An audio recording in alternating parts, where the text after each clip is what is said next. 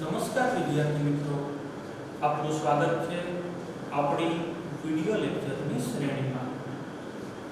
ગઈકાલના લેક્ચરની અંદર આપણે છેલ્લે વક્રીભવનની વાત કરી હતી। એકવાર 2 મિનિટ માટે વક્રીભવન રિવાઇઝ કરી અને આપણે આજનો આપણો ટોપિક આભાસી ઊંડાઈ અને વાસ્તવિક ઊંડાઈની અંદર એન્ટર થઈએ। તો કે વક્રીભવન એટલે કે જ્યારે પ્રકાશનું કિરણ કોઈ એક પારદર્શક માધ્યમમાંથી બીજા પારદર્શક માધ્યમમાં પ્રવેશે ત્યારે તે બે માધ્યમને છૂટી પાડતી સપાટી આગળ વંકાય છે। પરંતુ કેવી રીતના? જો તે પાતળા માધ્યમમાંથી ઘટ માધ્યમમાં જતું હોય, પાતળું માધ્યમ એટલે કે પ્રકાશીય પાતળું માધ્યમથી પ્રકાશીય ઘટ માધ્યમ, તો શું થાય? તો લંબ તરફ વળે। ઘટમાંથી પાતળામાં જતું હોય તો લંબથી દૂર જાય। આપણે વક્રીભવનના નિયમો જોઈ ગયા હતા કે આપાત કિરણ, વક્રીભૂત કિરણ, સપાટીએ દોરેલ લંબ એક સમતલમાં હોય છે અને આપાત કોણનો સાઇન અને વક્રીભૂત કોણના સાઇનનો ગુણોત્તર અચળ રહે છે। તે આપણો સ્નેલનો નિયમ। આપણે લેટરલ શિફ્ટની ચર્ચા કરી, આપણે પ્રકાશીય ઘનતાની ચર્ચા કરી, ઓપ્ટિકલ ડેન્સિટીની ચર્ચા કરી। થોડું કે માધ્યમમાં પ્રકાશનો વેગ તો કે n21 એટલે કે માધ્યમ 2 નો માધ્યમ 1 ની સાપેક્ષ વક્રીભવનાંક n2/n1, તો એ વક્રીભવનાંક સંપૂર્ણ નિરપેક્ષ હોવાનો નહીં, એ તો આધારિત બને। તો વેગ પર કેવો આધારિત છે? તો કે v1/v2 અને એ પરથી આપણે n c/v, તો એક હવાનું માધ્યમ હોય અને બીજું કોઈ આપેલ માધ્યમ હોય તો તેનો વક્રીભવનાંક આપણને આ ફોર્મ્યુલાની મદદથી મળી શકે, એ આપણે આની પહેલાના લેક્ચર્સમાં ચર્ચા કરી ચૂક્યા છીએ। હવે આપણો આજનો લેક્ચર એ છે આભાસી ઊંડાઈ અને વાસ્તવિક ઊંડાઈ। બાળકો, આમ તો આ ટોપિક આપણા માટે નવો નથી અને કદાચ તો તમે પ્રાઇમરી લેવલે પણ એક કારણ, બહુ ફેમસ ને જાણીતું કારણ છે કે શા માટે આપણે અજાણ્યા જળાશયમાં નાવા પડવું જોઈએ નહીં। લાંબા જે લોકોને તરતા આવડે એના માટેની વાત છે। તો આપણે એ કારણની ચર્ચા આ ટોપિકમાં જેમ વાત આગળ આવશે તેમ હું તમને એ કારણની ચર્ચા કરીશ। પરંતુ તમે વિચારો, આપણે કોઈ પાણી ભરેલી સપાટી નહીં, કદાચ આ કોઈ બહુ મોટું સરોવર છે, તમે કેવા મોટું સરોવર એક પાત્રમાં સમાઈ જાય? હા, આપણું સરોવર એક પાત્રની અંદર સમાઈ જાય તો તમારે ચિંતા કરવાની જરૂર નથી। અને બીજું, આ સરોવરમાં કંઈ લીકેજ નથી, આપણે પ્રોપરલી આ સરોવરને રાખી દઈએ તો આટલા મોટા સરોવરની અંદર માની લો કે તળિયે, આ સરોવરના તળિયે કોઈક એક વસ્તુ રહેલી છે। હવે આપણે આ વસ્તુનું અવલોકન ક્યાંથી કરવાના છીએ? તો ઓબ્વિયસલી આપણે તો આ વસ્તુનું અવલોકન અંદરથી કરી શકીએ, એમાં બનાઈ નથી, પણ જનરલી સામાન્ય સંજોગોમાં આપણે બહારથી અવલોકન કરતા હોઈએ। એટલે કે આ સરોવરની કોઈક ઊંચાઈએથી માની લો કે આપણે અહીંથી આ કોઈ વસ્તુનું અવલોકન કરીએ છીએ। આ શું કર્યું? આ કોઈ માછલીનું, આ છે આપણી માનવા, આપણે અહીંયા છીએ। હવે આ જ યુનિટનો પહેલો લેક્ચર કે આપણે કોઈ વસ્તુ જોઈ ક્યારે શકીએ, એના માટે શું થવું જોઈએ? તો કે તે વસ્તુ પરનો પ્રકાશ પડવો જોઈએ અને પરાવર્તન પામીને આપણી આંખમાં પ્રવેશવો જોઈએ। સમજો, પરાવર્તન પામીને આપણી આંખમાં પ્રવેશવો જોઈએ। તો હવે હું આ કેસમાં ચર્ચા કરું કે અહીંયા કોઈ વસ્તુ હોય તો એકાદ કોઈ સીધું કિરણ છે, માની લો કે આ તો લંબ રૂપે કિરણ, આ વસ્તુમાંથી આવતું કિરણ, પણ કેવું કિરણ? તો કે પરાવર્તિત કિરણ આપણી આંખમાં પ્રવેશે। પણ યાદ રાખજો, ખબર હોવી જ જોઈએ, કોઈ એક કિરણથી ક્યારેય પ્રતિબિંબ રચાઈ ન શકે। પ્રતિબિંબ રચવા માટે તો એકથી વધારે જ કિરણો હોવા જોઈએ। હવે જો પ્રતિબિંબ રચવા માટે આપણને એકથી વધારે કિરણોની જરૂર પડતી હોય તો આપણે શું કરીએ? આમાંથી, આ જ વસ્તુમાંથી કોઈ બીજું કિરણ આવ્યું પણ હવે બાળકો ધ્યાન આપજો, આ માધ્યમને લીધું પાણી અને આ હવાનું માધ્યમ. મારો એક સિમ્પલ ક્વેશ્ચન, હવા અને પાણીમાં ઘટ માધ્યમ કયું? ઓબ્વિયસલી તમારો આન્સર હોય પાણી. તો હવે જ્યારે પાણીના માધ્યમમાંથી પ્રકાશનું કિરણ આવ્યું અને હવાના માધ્યમમાં જાય તો શું થવાનું છે? Yes, you are absolutely correct. એ લંબથી દૂર જ જવાનું છે. ક્યાં તરફ? કદાચ કોઈ આ તરફ પણ ગયું, પણ અહીંયા ફરી પાછું શું થાય? આ કાલ્પનિક લંબ, તો આપેલું કિરણ તો લંબથી દૂર જવાનું છે. તો અહીંયા તો વસ્તુનું પ્રતિબિંબ રચાણું નહીં, પરંતુ આ આપણે કિરણોને ભેગા કરીએ તો અહીંયા ક્યાં પ્રતિબિંબ રચાય? મીન્સ આ વસ્તુ તો ક્યાં દેખાવાની છે? અહીંયા દેખાવાની છે. રિયલમાં ઊંડાઈ કેટલી છે? કેટલી ઊંડાઈ છે? હું આપણે કહી દઉં, HO. O means original. HO means, I will say, its original depth. આ તેની વાસ્તવિક ઊંડાઈ છે. પણ વાસ્તવિક ઊંડાઈ આટલી હોવા છતાંય આપણને વસ્તુ જોવા ક્યાં મળી? તો કે આપણને વસ્તુ તો કંઈક આ ઊંડાઈ જોવા મળી. I will say HI એટલે કોઈ રીતની ઇમેજનરી ડેપ્થ. Imaginary depth. તો આપણને જોવા મળ્યું કે એક આ જે ઊંડાઈ હતી આ છે વાસ્તવિક ઊંડાઈ. અને હવે પછીની જે આ બીજી ઊંડાઈ જોવા મળી આ છે આભાસી ઊંડાઈ. એક ઊંડાઈ હતી વાસ્તવિક ઊંડાઈ અને બીજી જોવા મળી આભાસી ઊંડાઈ. આ આભાસી ઊંડાઈ એનો મતલબ થયું શું કે આપણે જ્યારે ઉપરથી આ કોઈ વસ્તુનું અવલોકન કર્યું ત્યારે તો આપણને લાગે કે વસ્તુ તો અહીંયા જ છે. એક્ચ્યુઅલમાં એનું તળિયું તો એના કરતા ઘણું બધું વધારે ઊંડું છે. તો હવે તમારે તમને પહેલા કોઈ કારણનો આન્સર આપવાની જરૂર જ નથી. તમે સમજી ચૂક્યા હશો કે શા માટે આપણે કોઈ અજાણ્યા જળાશયમાં નાવા પડવું હિતકારક ન હોય, તરતા ન આવડતું એના માટે. એને તો જાણીતા જળાશયમાં ન જવાય. પરંતુ થાય શું કે તમે કોઈ અજાણી જગ્યાએ ગયા છો અને તમને પાણીની ચોક્કસ ઊંડાઈનો ખ્યાલ નથી, તો થવાનું શું છે કે તમને ઓબ્વિયસલી આપણે જ્યારે પાણીને ઉપરથી જોઈએ તો વક્રી ભવનના કારણે એની જે રિયલ ઊંડાઈ હશે તો ક્યારેય દેખાવાની નથી. તો વસ્તુ શ્યોર અને શ્યોર જ છે કે વક્રી ભવનની ઘટનાને કારણે તમે કોઈ જગ્યાએ પહોંચીને તળિયાનું ઓબ્ઝર્વેશન કરો તો શું થવાનું છે?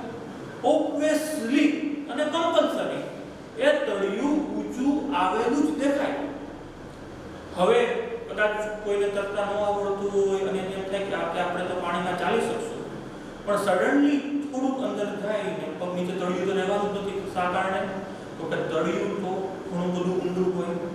એટલે જ વસ્તુ આ હતી કે આપણે અજાણ્યા પાણીમાં પડવું જોઈએ નહીં. આ જ કેસની અંદર હવે આપણે એનસીઈઆરટી બુકમાં તો આ વાસ્તવિક ઊંડાઈ અને આભાસી ઊંડાઈ માટેના બીજા કેસ આપેલા છે. આપણે એક્ઝેક્ટલી ઉપરથી અવલોકન કરવું જરૂરી નથી. કદાચ આપણે અહીંથી સાઈડમાંથી જોતા હોઈએ તો બાળકો આપણે ઉપરથી જોઈએ કે સાઈડમાંથી જોઈએ એમાં કશો જ ફેર પડી જવાનો નથી. એક વસ્તુ શ્યોર છે કે આ જે તળિયું છે એ આપણને ઉપર આવેલું જણાય. છતાંય ચાલો તમને થાય આપણે આ કેસની વધારે ચર્ચા કરી. આ કોઈ નવો કેસ નથી. આ ફરી પાછું પાણી ભરેલું પાત્ર. તમારે તળાવ ગણવું હોય તોય હાલશે, જળાશય ગણવું હોય તોય હાલશે, એમાં કંઈ વાંધો નથી. આ કોઈ પાણી ભરેલું પાત્ર. હવે આ પાણી ભરેલા પાત્રમાં આપણે આ રીતના ઓબ્ઝર્વેશન કરીએ. પાણી ભરેલા પાત્રની અંદર આપણે કોઈ ત્રાસુ ઓબ્ઝર્વેશન કરીએ તો આપણી આંખની આ કઈ રેન્જમાંથી આ વસ્તુમાંથી કોઈ કિરણ ગયું, ઓબ્વિયસલી આ રેન્જમાંથી કિરણ લંબથી દૂર જ જવાના છે. તો તમે જોજો આ કિરણો લંબથી દૂર ગયા. આ ઓરિજિનલ વસ્તુ તમારે અલ્ટિમેટલી આપણે ત્યાં ભેગા કરીએ તો ફરી પાછું તમે જોઈ શકો we can see here કે આટલી ઊંચાઈએ ઊંચું આવેલું દેખાણું એટલે કે આ એની આભાસી ઊંડાઈ અને આપણે જોઈએ તો આ વાસ્તવિક ઊંડાઈ એટલે બાળકો આમાં કોઈ આ નવો કેસ તો છે નહીં પણ આ તો આપણી એનસીઈઆરટી બુકમાં આપણને આ કેસ પણ આપેલો છે એટલે આપણે જોઈ લઈએ મેં ફિગર ડ્રો કરીને બીજું કંઈ કર્યું નથી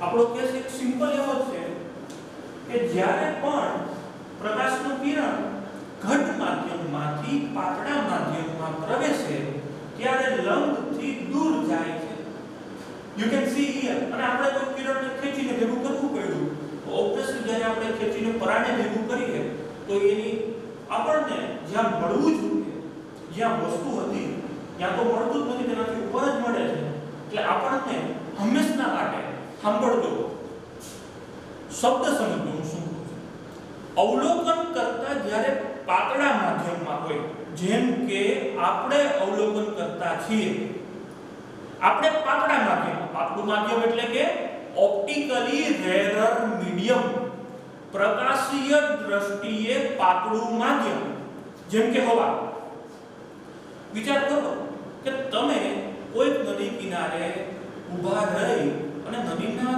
તળિયે રહેલા કોઈ પથ્થરનું અવલોકન કરો છો તો આપણું માધ્યમ કયું બન્યું પાતળું અને પથ્થરનું માધ્યમ કયું બન્યું તો કે પથ્થર તો એ પાણીની અંદર ડૂબેલો છે એટલે કે પથ્થર એ ઘટ માધ્યમમાં છે તો આ કેસ હોય ક્યારે સમજવાનું શું આમ તો આપણે વસ્તુને જોઈએ ક્યારે સરખી પહેલા લેક્ચરમાં કોન્સેપ્ટ ક્લિયર કર્યું બીજા લેક્ચરમાં વાત કરી આજે પણ વાત કરી અને ફરી પાછું રિપીટ કરું આ વસ્તુ હું વારંવાર રિપીટ કરતો રહું છું કે વસ્તુને જોવા માટે તે વસ્તુમાંથી પ્રકાશનું કિરણ આવી અને આપણી આંખમાં પ્રવેશવું જોઈએ એટલે આપણે અવલોકન કરતા પાતળા માધ્યમમાં વસ્તુ ઘટ માધ્યમમાં છે જેનું આપણે અવલોકન કરવું છે તો પ્રકાશનું કિરણ આવે છે ક્યાંથી કેમાં તો કે ઘટમાંથી પાતળા માધ્યમમાં આવે છે ત્યારે આપણને શું જોવા મળે તો કે ત્યારે આપણને જોવા મળે કે તે વસ્તુની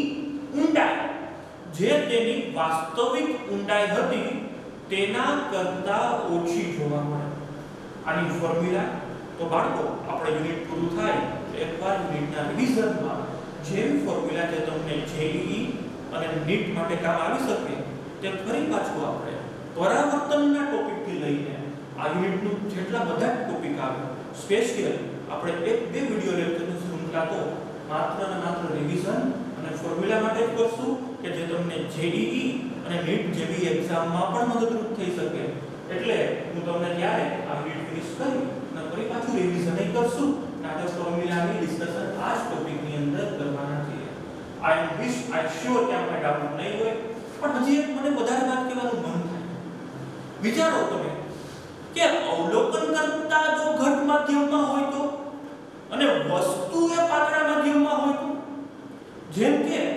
અવલોકન કરતા ઘટ માધ્યમમાં અને વસ્તુ પાતળા માધ્યમમાં હોય એનું તમને હું એક ઉદાહરણ આપું વિચારો આમ તો કેસ વિચારવું ગમે એવો છે કે તમે સ્કૂબા ડાઇવિંગ કરો છો સ્કૂબા ડાઇવિંગ ન કરતા હોય તો કાંઈ નહીં તમે પાણીની અંદર છો કોઈ સ્વિમિંગ પુલમાં અથવા તો કોઈ નદીમાં પાણીની સપાટીથી અંદર છો તમે ગ્લાસ પહેરેલા છે હવે તમે અંદરથી તમે પાણીની અંદર તો તમે અવલોકન કરતા અથવા તો આપણે અંદરથી અથવા તો જેને કરતા આવડતું હોય તે અંદર આપણે એ પાણીની અંદર રહી અને નદીની ઉપર એક નદીના ઉપર નદીના કિનારે એક વૃક્ષનું અવલોકન કરીએ એ વૃક્ષ ઉપર એક પંખી બેઠું છે તો આપણને હવે એ પંખીની આમ તો શબ્દ યુઝ કરવો પડે ઊંચાઈ એ ઊંચાઈ કેવી લાગે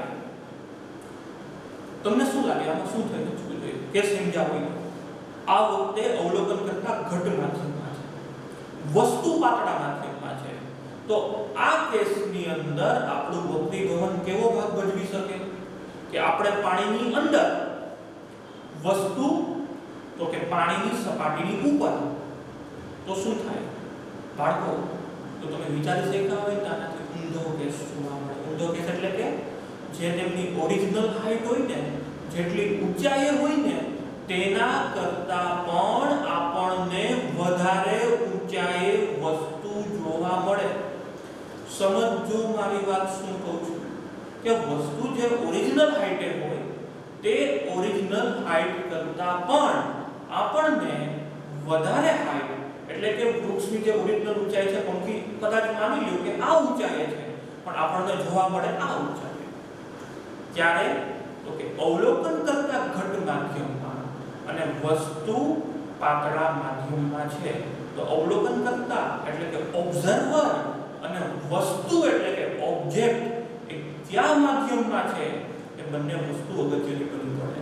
અને તમે જ્યારે શીખીએ ત્યારે આપણે જો થિયરીની બાબતમાં આવી નાની નાની વસ્તુની કેર કરીએ, જેટલું વધારે નવું લોજિક વિચારીએ એટલો જ આપણને નીટ અને જેઈઈ જેવી એક્ઝામમાં ફાયદો થવાનો છે.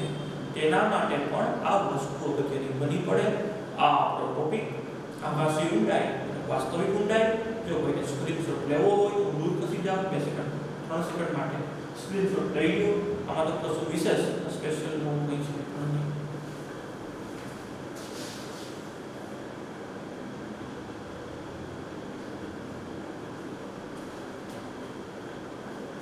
Okay done. સો ચાલો આજ એક વક્રી ભવનના કારણે જોવા મળતી સરસ મજાની ઘટનાનો આપણે અભ્યાસ કરીએ. વક્રી ભવનના કારણે જોવા મળતી એક ઘટનાનો અભ્યાસ કરીએ. ચાલો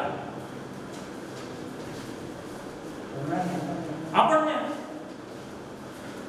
મેં તમને આની પહેલાના લેક્ચરમાં કીધું કે હું તમને બીજા કારણની ચર્ચા સનરાઈઝ અને સનસેટ એટલે કે સૂર્યોદય અને સૂર્યાસ્ત. બાળકો તમને આન્સર પેલા કહી એની ચર્ચા પછી કરીએ. ઓકે, આન્સર પેલા કહી દો એટલે કયો આન્સર પેલા કહી દો? એક સરસ મજાની માહિતી આપો. હકીકતમાં જે સૂર્યોદય થાય ને એના કરતા 2 મિનિટ વહેલો સૂર્ય ઉગે છે અને 2 મિનિટ મોડો આથમે છે. તો આ રીઝન શા માટે ઔસા કારણોસર થાય કે સૂર્ય 2 મિનિટ વહેલો ઉગે અને સૂર્ય 2 મિનિટ મોડો આથમે. આપણે એક કારણની ચર્ચા. હવે તમને સરસ મજાની વાત કહું, બહુ ટફ વાત છે કે આપણે પૃથ્વી પર રહીએ છીએ અને પૃથ્વી ગોળ છે. ત્યાંમાં ટફ શું? બસ આ તો ટફ ત્યાં બિલીવ કરવું અઘરું પડે. પૃથ્વી ગોળ છે અઘરું તો ન પડે, આપણે બિલીવ કરતા જ હોઈએ. પરંતુ આપણી પૃથ્વી. હવે છોકરાઓ પહેલા આપણું ઓપ્ટિક્સ સમજતા પહેલા એક વસ્તુ સમજો. આપણે કોઈ વસ્તુ જોઈ ક્યારે શકીએ? આપણે જો આ પૃથ્વી પર રહેતા હોય તો પૃથ્વીની સમાંતર એટલે સરસ મજાનો શબ્દ છે સમક્ષિતિજ. સમક્ષિતિજ અંગ્રેજીમાં હોરાઇઝન કહેવાય. ક્ષિતિજ કોને કહેવાય? તો કદાચ તમે વર્ષો અગાઉ ગુજરાતીમાં શીખ્યા હશો કે જ્યાં આગ અને ધરતી ભેગા મળે તે જગ્યા. છોકરા, તમારે ક્ષિતિજ મસ્ત રીતના જોવી હોય એક સરસ મજાના દરિયા કિનારે તમે દૂર દૂર સુધી નજર રાખો, એક તો તમને આપણી અર્થ સ્ફેરિકલ છે એ પણ દેખાય આવે અને મારે ક્ષિતિજ ક્યાં કહેવાનું મુશ્કેલ છે. હવે એક સરસ મજાની વસ્તુ તો આપણે વસ્તુ જોઈ ક્યારે શકીએ? અથવા તો સનરાઈઝ સૂર્યોદય કોને કહેવાય? તો કે સન આયા છે, સૂર્ય આયા છે, તો આપણે ન જોઈ શકીએ. સૂર્યમાંથી આ કિરણ આયા આવતું હોય કદાચ આ રીતના, તો આપણે જોઈ ન શકીએ. આપણે સૂર્યોદય થયો કેને કહેવાય? સમજો સૂર્ય આયા છે, આપણે જોઈ નથી શકતા. પરંતુ હવે આમ તો આપણે અત્યારે ટોપિકમાં જવું નથી, બાકી આપણી અર્થ કન્ટિન્યુઅસ રોટેટિંગ કરતી હોય તો આપણે માની લો કે સૂર્ય અહીંયા હોય, સૂર્ય અહીંયા હોય એટલે એક્ચ્યુઅલમાં તો આપણી અર્થ રોટેટ કરતી હોય અને તમારા આપણા 11th ના જ ગ્રેવિટેશનનો ટોપિક છે, મારે એમાં વધારે જવું નથી. પરંતુ સૂર્ય અહીંયા હોય તો શું થાય? આપણને સનનો આટલો ભાગ દેખાતો થાય અને આપણે શું કહીએ તો કે ધીસ ઇઝ સનરાઈઝ. આ તો સૂર્યોદય છે. પરંતુ થાય એવું ધ્યાન આપજો. તો અહીંયા આપણે ઊભા હોય તો અહીંથી આપણને હવે સૂર્ય જોઈ શકીએ. ઇન શોર્ટ, આ ક્ષિતિજને જે ઉપરના ભાગમાં એ આપણે જોઈ શકીએ. ક્ષિતિજના નીચેના ભાગમાં રહેલી વસ્તુ આપણે જોઈ શકતા નથી. Is it clear? ઓબ્વિયસલી આમાં તો બીજું કાંઈ હોવું જ ન જોઈએ. આ વસ્તુ તો ક્લિયર હોવી જોઈએ. તો હવે હું આપણે આ કેસની અંદર ચર્ચા કરું. માની લ્યો કે પણ અર્થ